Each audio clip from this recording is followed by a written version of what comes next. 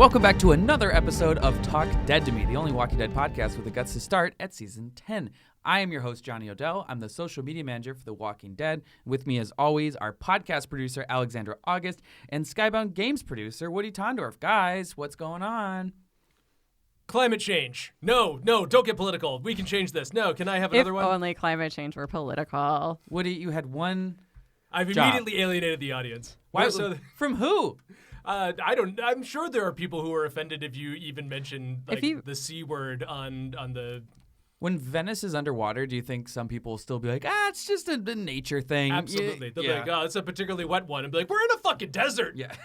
Speaking of audiences, if you, the audience, are listening to this on any particular podcast platform, which I think you kind of have to be unless you're watching it on YouTube, if you could give us a shout out and rate and review this show, that really helps with our visibility, helps us climb in the rankings, and it makes us feel good. It makes us feel really good. It actually is my energy, I drink coffee, but this gives me like a new life. This is like your spinach, huh? It's like my spinach to my Popeye.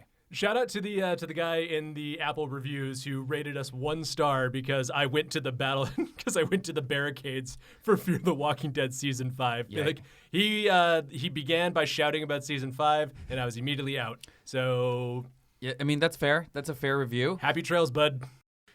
All right, well, you guys really seemed to like the Negan episode last week, and you know what? Same. So this week, we're going to do an all Michonne episode. That's right. We're talking Michonne. We're talking katanas. We're talking papier-mâché cats. We're talking it all. All right? We're talking killing kids to get to Judith. All right, so before we jump into this all Michonne episode, we just had a teeny tiny bit of news this week. Not really news, but anyway, AMC released some new images of some key art from the second half of season 10. We have Michonne, Daryl, and Carol looking ready to fight. We have Alpha screaming into a void. We also got a slight teaser of Michonne and Virgil. Michonne seems to be appearing, like looking for something, while Virgil is kind of creeping behind her. And then we also got an image of, in case you wanted a moving version of Alpha screaming into a void, we got that as well. What does it all mean? It means I get to post more this week, and I don't get to like make up things. I'm like, oh, thank God, here's some content. It means the new Disturbed album's got to be fire. Fire. All right. It means that Virgil, the kidnapped victim, is maybe trying to escape? Yeah, really quick, quick answers. Do you guys trust Virgil, or do you think they're like trying to make you think he could be creepy? I kind of wish that. I feel like Virgil, it could be one of those Walking Dead things where the guy looks innocent and then turns around and it turns out he's like a murderous, treacherous, crazy person. And there's like another terminus on this island. But I honestly would really enjoy more of this guy being like, you literally kidnapped me. And so, yeah, he later turns out to be violent or destructive because he's been kidnapped and he wants to escape. Look, I kind of would like that. Yeah, I mean, and I like the idea. I think it goes along with like the themes of this season of like, are we the evil people? Are we the enemy? This guy, like, I literally was just at the library and you've tied me up, and this strange child that you've given a sword to for some reason is threatening me. I think that the outside perspective on what Michonne and her family have become is kind of amusing and interesting.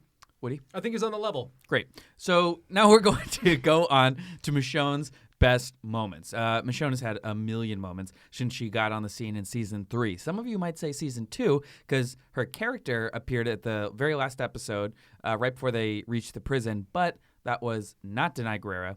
That was someone else. Could I have looked up their name? Yes, I could have. The character stunt of actor Michonne. from The Mandalorian. Yes. It was not Pedro Pascal. What's the actual Mandalorian? But it seems like we might be getting some full circleness happening. The latest sort of teaser for The Walking Dead season 10, second half, showed Michonne with her Walker twins behind her. So, but we'll get to that in a little bit. Let's just go with Michonne's best moments.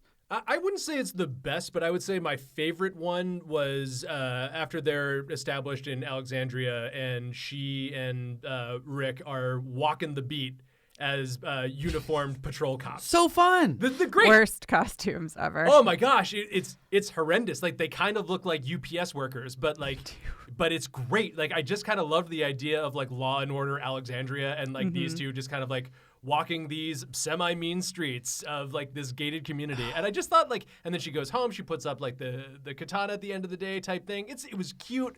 It was lovely. I loved that picture of it. It was just nice. I love that whole story arc. We're doing these throwback React videos during the hiatus where, we hadn't made a React video for those episodes yet, but they do exist, so we compiled them. And anyway, going back to that, I forget how fun that part of season 5 was. And, we had Carol, she's new community, everyone's safe and soft. She immediately becomes okay, I'm just going to be this delicate housewife. No one's going to have any idea. I'm going to make cookies for people. And then secretly I'm going to scare the shit out of these kids. And then, but that time where they're at the party together, where it's a normal country club party, and Michonne and Rick and Carol are all exchanging glances what the fuck? Well, it's so surreal even just to watch it. I mean, you see just 2 seasons before this incredibly just harrowing, terrifying to watch as a viewer. And then 2 seasons later, you're wait, it was for this? For the McMansions in to move, they literally went through some hardship in their 20s and moved to the suburbs in their 30s. And are now boy, it's bland here.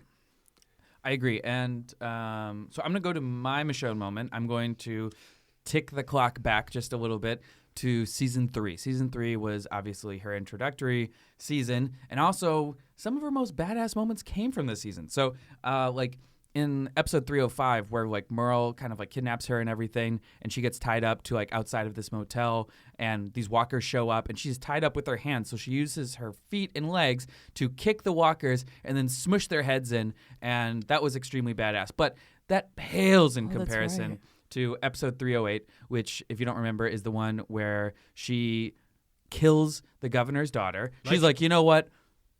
What? Was that yours? Yes. I was really excited about it. Okay, here. Listen. No. I have another one. I can think of something else. It's No. I have another one, okay? I'm going to let you have that because, It's about sharing on Talk Dead to Me. Okay, so despite the fact that I really enjoy Michonne as a mother and I've loved her storyline with Judith, my all-time favorite Michonne moment remains when she ices the governor's daughter. Oh my God, yes. She's enough of this shit. This is ridiculous. This is some messed up shit.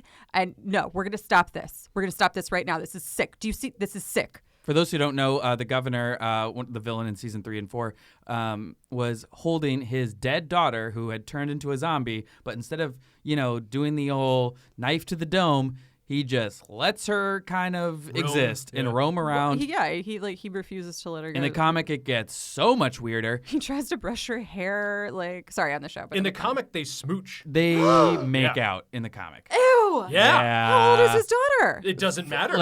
8. She's wait a minute. Let's go back. Let's unpack that. Hold on.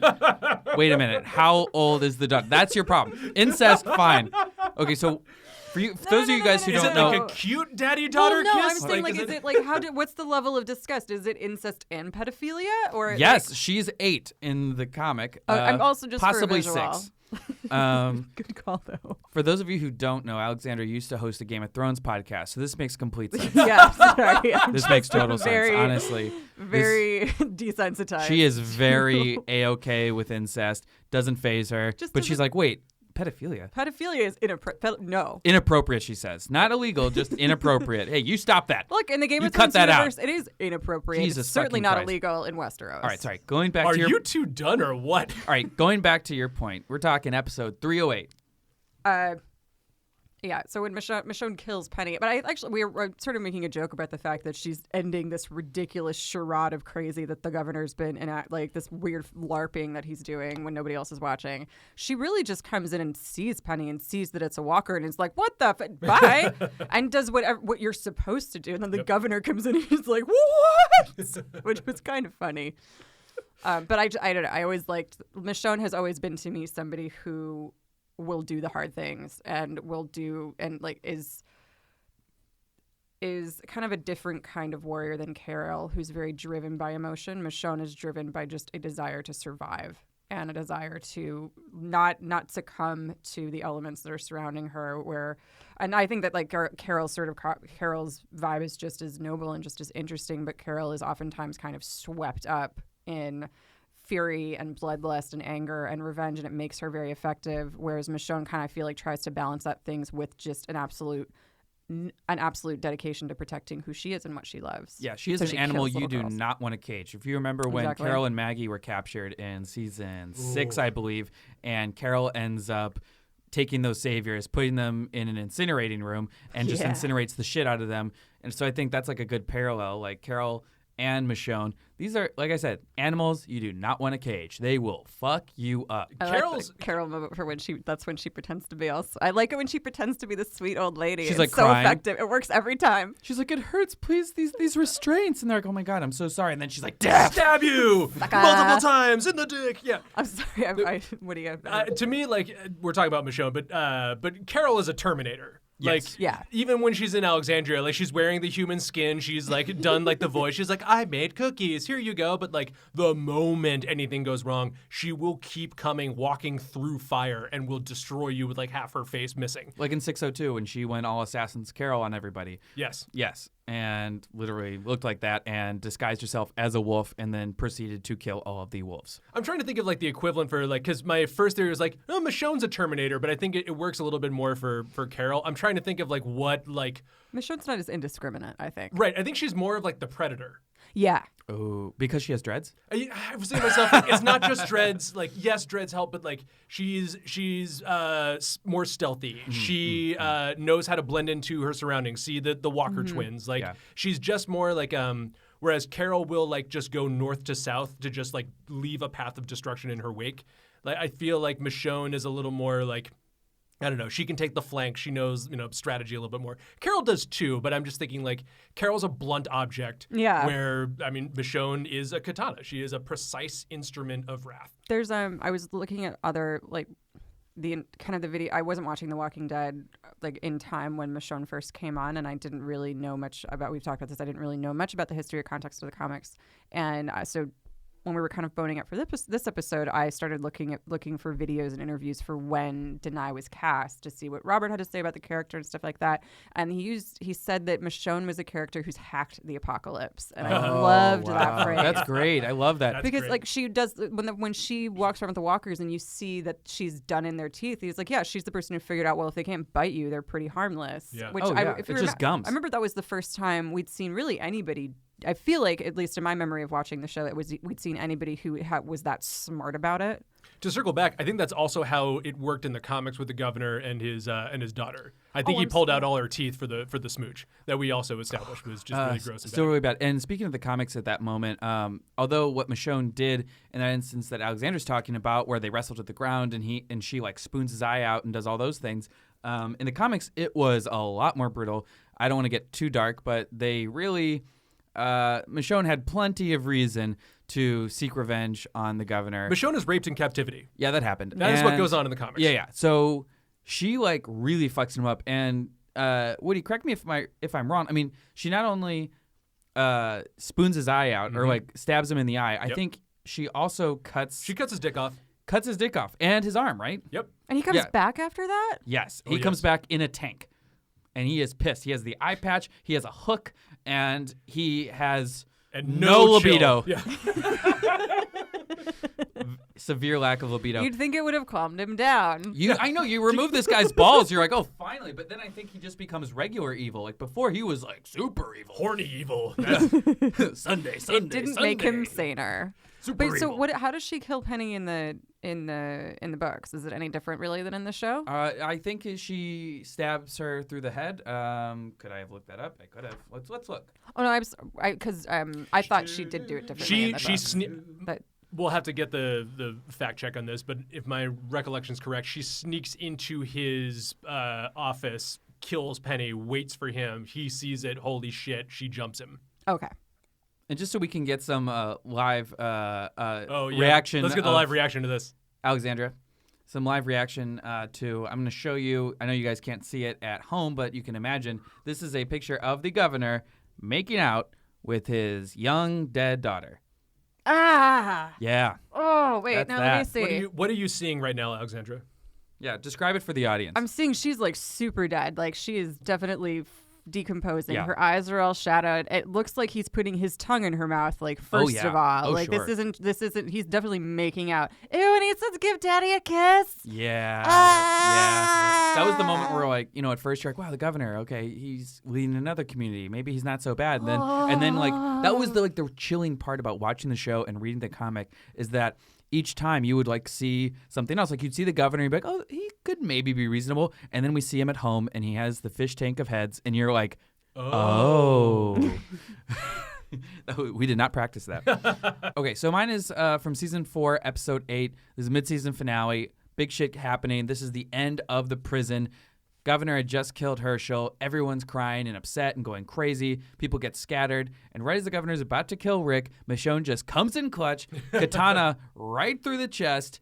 And that was the end of the governor. She finally got her revenge. And it was just so badass. I mean, it was... And like just surgical. No pun intended, but literally very, very, very indicative of how Michonne does things. Like she's never desperate, like wailing away like Rick can be, just like brah. She's always like, chung, chung, chung, chung. Right. That's what surgical sounds like. Yeah, just Wolverine clawed him, just like right in there. But like also like you're a foot further out and like maybe a little bit down, and like you've also pierced Rick. So like she knows what she's doing. Also to that point, Johnny, like she promised him that she would kill him. Yes. And she's a woman of her word. She really is. And if she promises to kill you, then you better find somewhere else to live. I mean, go to, find a boat, go to Spain, Greta Thunberg, get out of there. Some honorable mentions, her read, I mean, there's so many, it's like almost every Michonne moment. She steals the scene every Seriously. time. When she and She's a Carl... popular character. When she and Carl have that moment, and she does give him they have the paper mache cat thing. That was sweet. In season 8, when she is reading Carl's letter to Negan, that was rough. I love that she radios him though. She didn't be like, "Oh, Rick does." She wasn't like, "Oh, our leader doesn't want me to do this." She just straight up like, "Oh, fine." And hello, Negan. I need to speak to Negan. Yeah, and similar to the comics, Negan is pretty crestfallen about it. I mean, he had really formed a sort of like he wanted to form a sort of a father-son bond, not how the governor has his thing, but he really liked Carl and he respected him, and I think in another world he would have recruited him to the Saviors and yada yada.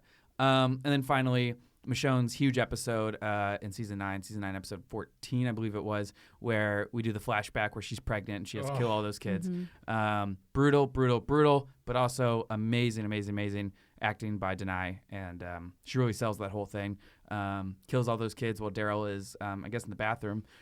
And just very lost in the like a character in a video game on like an escort mission who's like an NPC who's stuck in the wall. I pictured Daryl just kind of like running in place, being like, "I'm gonna get there. What happened?" She's really like, "I just slaughtered like 20 kids, but hey, thanks for showing up. Yeah, it's nice to see you here, Daryl." The thing that I really love about Denai's performance is that she finds all like the little moments that really like shine through. Like when she and Rick will banter, like they have just such like playful, like it was only a matter of time until they got together type thing. And like when they were actually right before they like consummate it, I think about this line probably like 3 times a year when he's encountered Jesus and he like says the whole story to her. He's like, "Hey, I found like the running joke about how she loves toothpaste." Oh yeah. And he was like, "Yeah, I found your toothpaste and now it's in like the bottom of a lake because like I had to go and get you your stuff." And she pauses and she looks at him and goes, "You had a day." Like I love that line. That's so good. And then they smooch and make love, and it's great. That was I think great. One of the things that works for me about their relationship, and I haven't really shipped much on The Walking Dead outside of Carol and Negan, because I'm very masochistic. Still great. But it could still happen. What I liked about Rick and Michonne is that the show allowed them to have these like fun, funny couple moments. They had that like one, like Rick and Michonne's date day where they go to the county, they go to this like abandoned county fair and kill a bunch of walkers, and she thinks for a minute he's dead and he's not, and it's great, and they have a little reunion. And then in the beginning, I think, of season 9, they have the season premiere, somebody calls Rick Grimes like the famous Rick Grimes, or when he goes to visit the sanctuary, they're like, "Oh, God bless you, Rick Grimes," and they're in bed later and she's like, "Ooh, the famous Rick grind. Oh, 'cause that's such a thing your girlfriend would say. Absolutely. But Yes. like, Like, he Like, loves wow. it. Like their Oh, yeah. relationship was so well rooted. I Right. think. And- Yeah, like even the first time they do like make out, they do like kind of get together. They're both kind of surprised, and you can see like Andy Lincoln, like Rick's face is like, what? Yeah. Sure. Even though the majority of fans are on board with Michonne, obviously, their couple name, there were some fans who thought that it was kind of forced. But I honestly don't think that. I mean, I look back at clips all the time, and even in season 3, when like the governor tells Rick, he's like, you know what I want? I want Michonne. And just like the look of anger in his eye, and like, at that point he was still, hallucinating Lori and stuff. So I mean, obviously, maybe there was like a there, but still, like, she has always meant so much to him. Yeah. And he's always been willing to sacrifice anything to save her. And so when they finally did get together in season 6, I think it made complete sense. And so, Yeah. They really took their time with it, I think, which was important. and I love that. And I hate when shows force relationships, like how Star Wars did with Finn and literally anyone. It should have been Finn and Poe, and I'm going to die on that hill. All right, so we can't really talk about Michonne without mentioning Denai, the woman behind the dreads, who has been such a consummate professional and badass and amazing actress to have on The Walking Dead. We're really lucky. And as sad as I was to hear that she was leaving the show, I understood. Like, when I was sitting there in Black Panther and she was just like owning every scene that she was in, I was like, oh shit.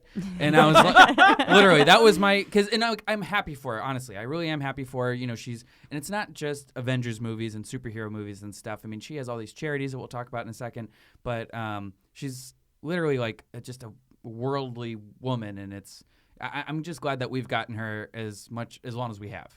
I was shocked. Like, I confess ignorance about. I've only known Denai as an actor, and you were telling me that she's a playwright. Yeah, I think that's a little bit more like I'd heard that she was nominated for a Tony, and I read that she had written a play, and I remember raising my eyebrows and being like, oh, I didn't know that she wrote. And then I heard about her show running and writing Americana, an HBO limited series about two Nigerian families who immigrate to the United States and one who immigrates to the UK, and it's starring Lupita Nyong'o. Yeah. And so that I was just like, oh, Man. so I didn't know. Like, there are a lot of artists, there are a lot of actors who go full steam ahead on an acting career and then kind of settle into doing something else with their time and their skills once they're more established. And I just assumed, because I didn't know too much about Denai before The Walking Dead, that's what happened. But she's been a playwright for quite some time. Like, before she was an actor, right?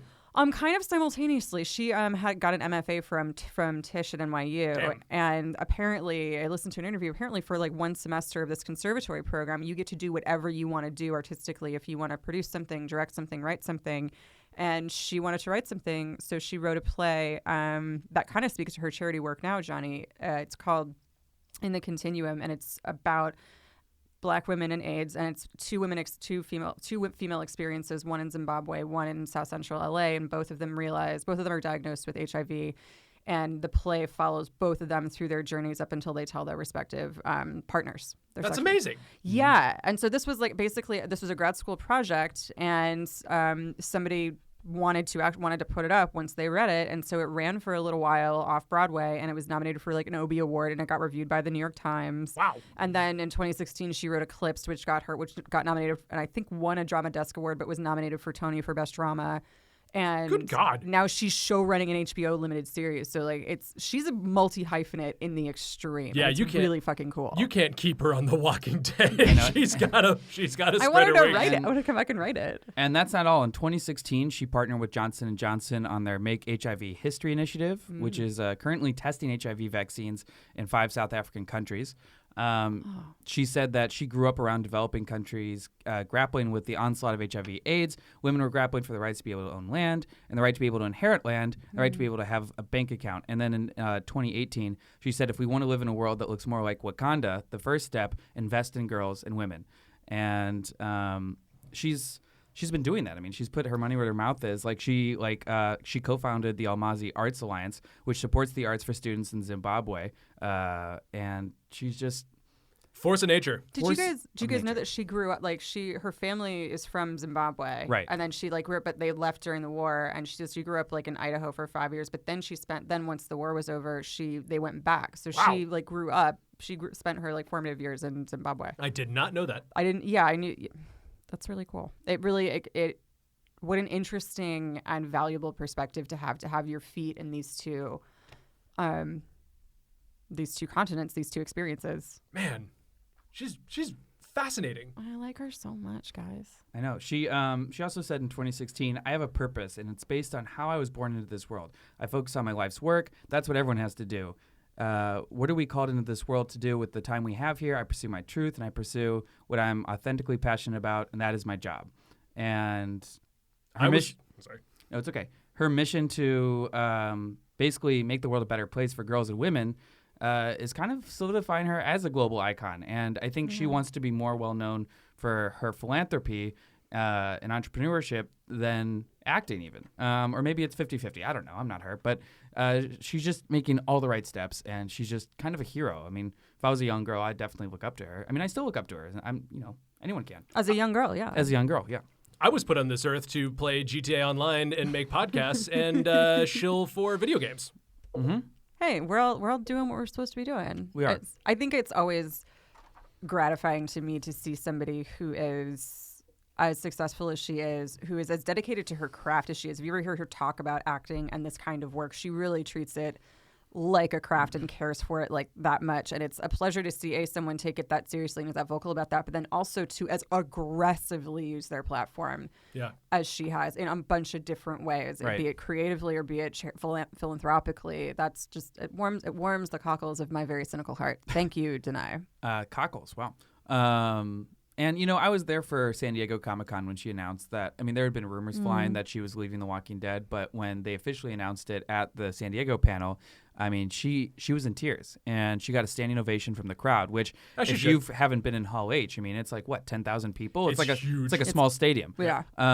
So it's not something where she's like, oh, finally, I can, leave The Walking Dead. I mean, this is something that really has meant a lot to her, and it's really, springboarded her career and let her do the things that she's done.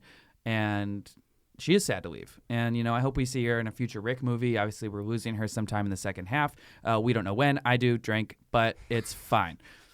So, so you've been in Hall H for probably the last, 5 or 6 Walking Dead panels? Yeah. Okay, so did you know that there is a couple that cosplays Michonne that met in the question line in Hall H and then have now started a relationship and are now married and now come to Hall H as Michonne cosplay, and we'll talk.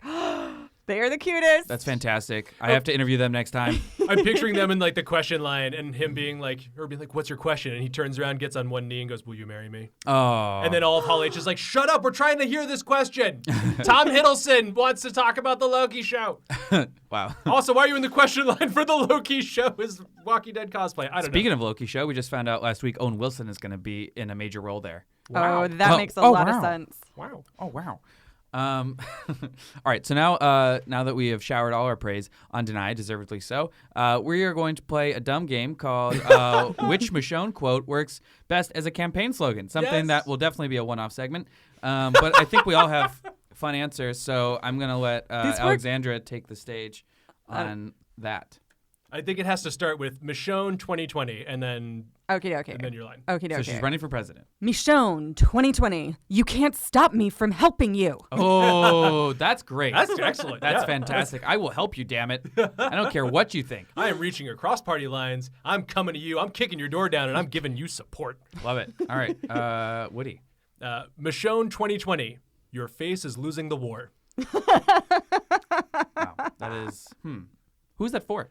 Well, it was sent to Rick. That's like an attack ad? Yeah. Face is losing the war. Yeah. That would be once she's through the primaries, then she is looking at her other, the sitting president and being like, I don't know, your face is just losing this whole thing. Mine is more of a debate slam. So Michonne 2020.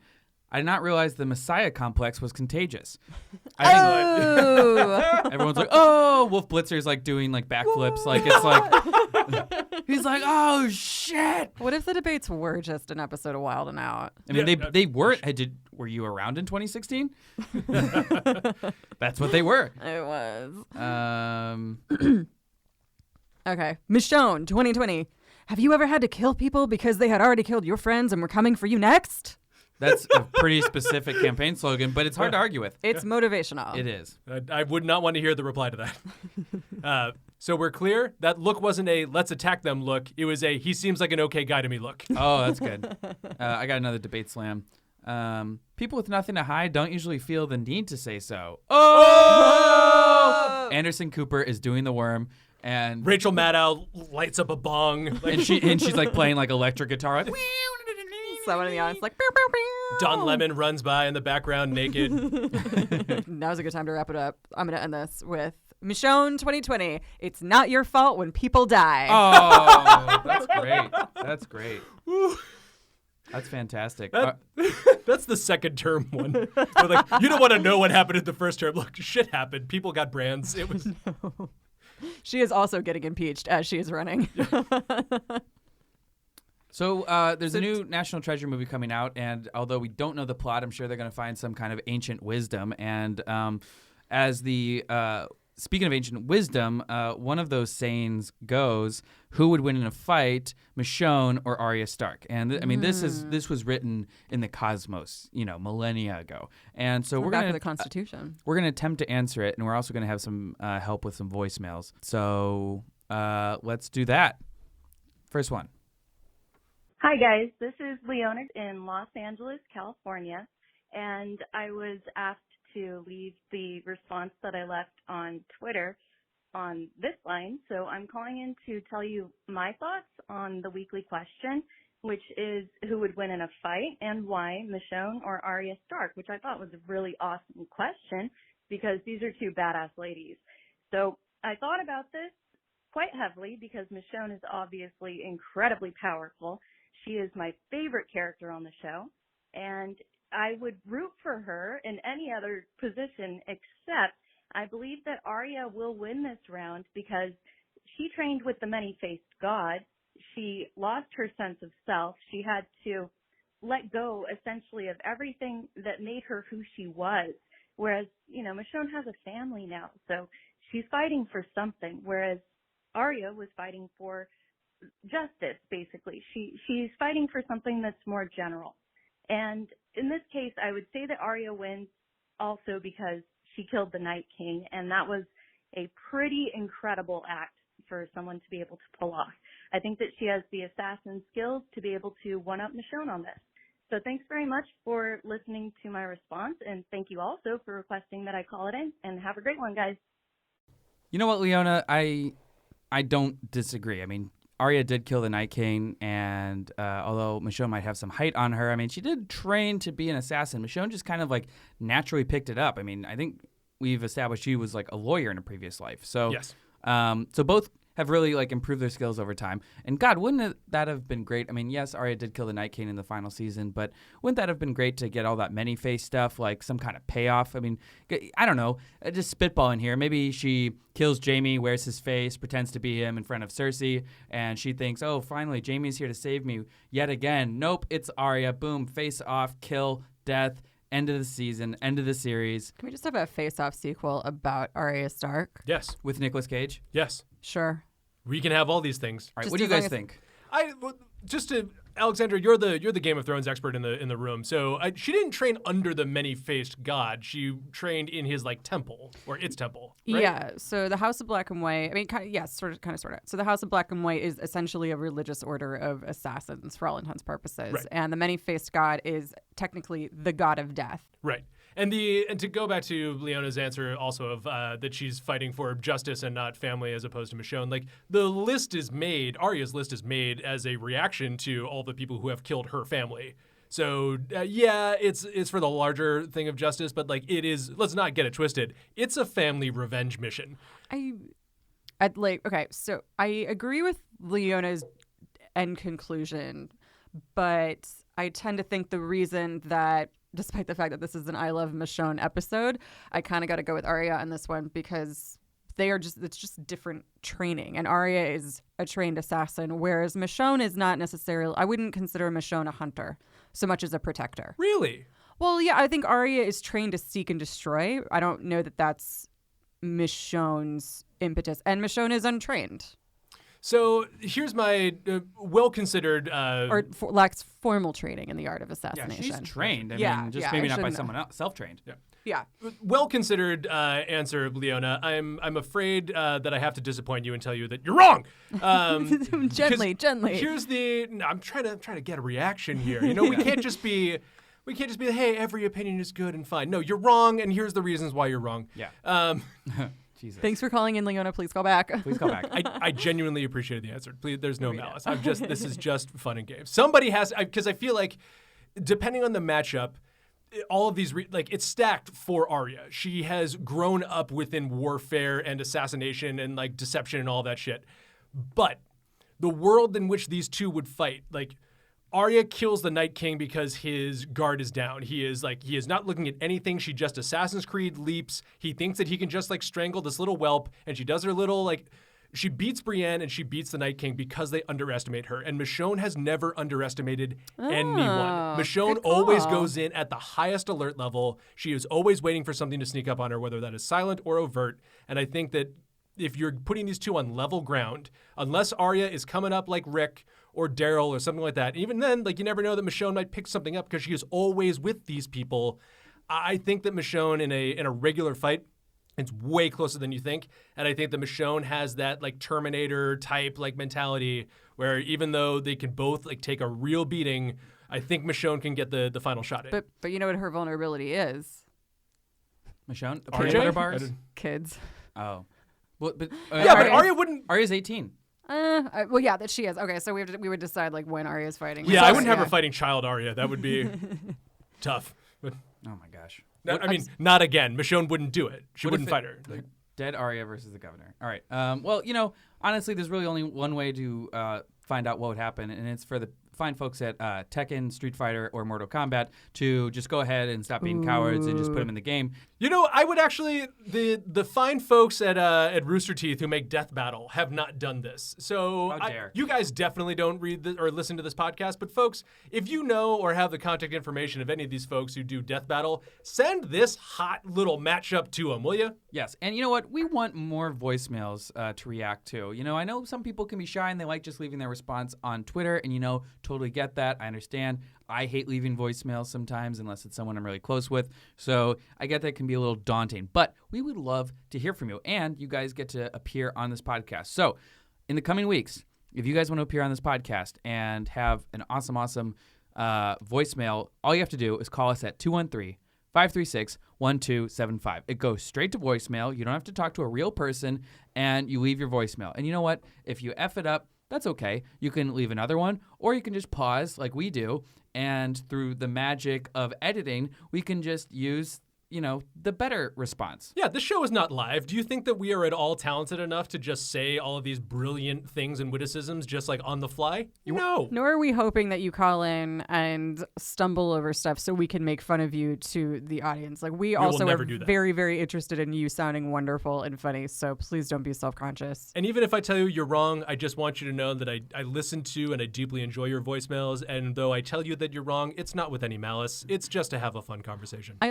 think that now's a good point to interject the fact that upon further revision of this question, I don't think either of them would win, because I think they would stop halfway through and be like, "You're awesome." Did we just become best you're friends? awesome. Yep. You're awesome. And Do you want a like, sword fight in the garage? Yeah. But like with like the wooden swords. Everybody would dig Arya. Oh my God, Daryl and Arya would have so much Oh fun my together, God. just Okay. not talking. Well, that's what I'm hoping that. Well, I'm hoping that Lydia eventually learns like more skills, and you know, if she hadn't like run away, then maybe Daryl could have taught her some. But whatever. Anyway, and that wraps up this week's episode of Talk Dead to Me. Thank you guys so much for listening and hearing all our takes on Michonne. We're obviously going to be sad to see her go later in the season, but we are excited for Denai's career, acting and philanthropy-wise. Also, we are going to be covering the man, the myth, the dirty legend. Eugene. No. Oh. Daryl. Oh, yeah. / Norman Reedus. That is going to be the theme of next week's episode, so make sure you tune in for that. We are going to be doing the voicemail question earlier, so you guys will have plenty of time to call in and leave us some amazing voicemails. And also, if we ask a question, just make sure if you do leave a voicemail, we really appreciate it. Just remember you say your answer and why. Some people will say, hi, this is Stephanie, and my answer is Michonne. Thank you. We appreciate it. That's very lovely. Thank you for doing that. But also, we'd love to just, hear your Elaborate a voices little and bit. give your interesting takes. Because God knows you guys are probably more interesting than us.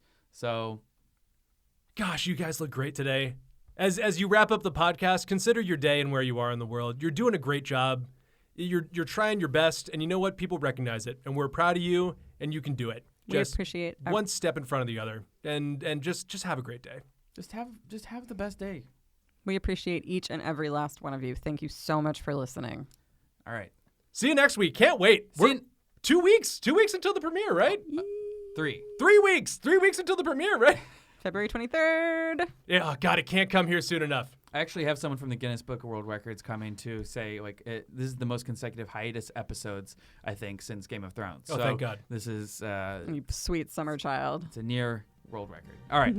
Thank you guys so much. As always, happy birthday, Nate. Happy birthday, Nate. Happy birthday, Nate. Peace. I was actually going to watch BSD last night, but last night I had to go with friends for dinner. I decided to do anything else. Literally. And I had Indian food, and you know what? I just don't think Indian food and I are meant to be. That's you know? okay. I don't want to get too into it. You're but